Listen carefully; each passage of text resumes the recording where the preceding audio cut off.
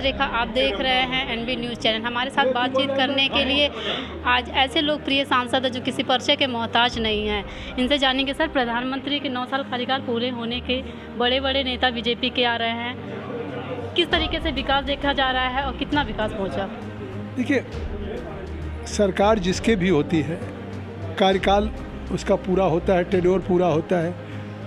बहुत सी सरकारें रही हैं कि जिन्होंने 2-2 कार्यकाल किया 10-10 वर्ष तक, लेकिन आज मोदी जी के 9 वर्ष का कार्यकाल जो हुआ है, उस 9 वर्ष के कार्यकाल का मूल्यांकन हम केवल राष्ट्रीय फलक पे न करें, अगर अंतर्राष्ट्रीय फलक पे करें तो आप देखते होंगे कि जिस भारत की पहचान साउथ ईस्ट एशिया के पाकिस्तान, बांग्लादेश, श्रीलंका, नेपाल की तुलना होती थी, आज नरेंद्र मोदी जी के नेतृत्व में पिछले 9 वर्ष में इतनी उपलब्धियां हुई हैं कि अब भारत की तुलना पाकिस्तान, बांग्लादेश, श्रीलंका से नहीं होती है। अब भारत की तुलना चीन से, रूस से, इंग्लैंड से, अमेरिका से हो रही है, क्योंकि उनके खुद राष्ट्राध्यक्ष, अमेरिका के राष्ट्राध्यक्ष हों जो बाइडेन, वो एक्नॉलेज करते हों कि आज दुनिया के सामने चुनौती है, दुनिया के सामने जो मुश्किलात हैं, उसके समाधान के रूप में लोग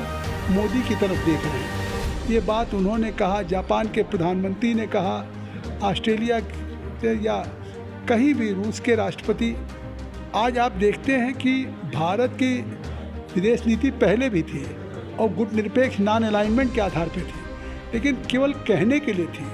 अगर अमेरिका कह देता था, हमारे जवानों के सर काट लिए जाते थे कांग्रेस की सरकार में, पाकिस्तान से आकर के आतंकवादी, तो भारत कोई रिएक्ट नहीं कर पाता था, रिटेलिएट नहीं कर पाता था, कोई एक्शन नहीं कर पाता था, उस एक्शन का कोई रिएक्शन नहीं कर पाता था। और आज भारत ने, आपने देखा, चाहे सर्जिकल स्ट्राइक हो, एयर स्ट्राइक हो, या सबसे बड़ी बात है तेल को देख लीजिए कि आज भारत अमेरिका के सैंक्शन लगाने के बावजूद रूस को जिस तरह से उसने आज रूस से सस्ते दामों पे भारत ने तेल लेना शुरू किया, अमेरिका को भी कहना पड़ा कि ये भारत अपने शर्तों पे अपने हिसाब से कर रहा है, उसमें हमें कोई इतराज़ नहीं।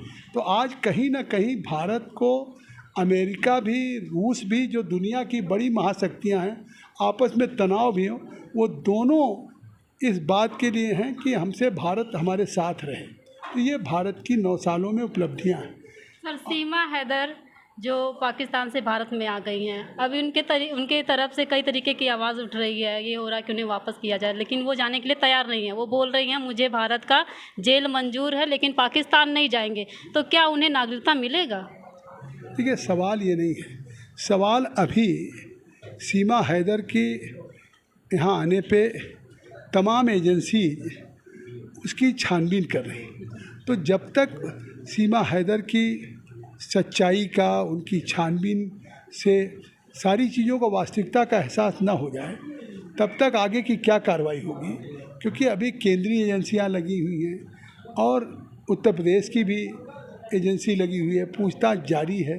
तो मुझे लगता है कि ये चीज़ें पूछताछ के बाद, जांच के निष्कर्ष के आधार पे फिर आगे की कार्रवाई होगी। मणिपुर हिंसा के परिजनों ने न्याय का गुहार लगा रहे हैं, उन्हें किस तरीके से देखा जा रहा है?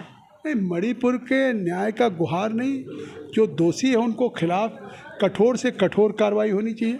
जो घटना हुई मणिपुर में बहुत निंदनीय है, और लेकिन मणिपुर की कांग्रेस विपक्ष नहीं चलने दे रहा है। जब सत्तारूढ़ दल से कहा जा रहा है कि हम मणिपुर पे ही चर्चा करने के लिए तैयार हैं, गृह मंत्री जी जवाब देने के लिए तैयार हैं, फिर मणिपुर में क्यों चर्चा से भाग रही विपक्ष?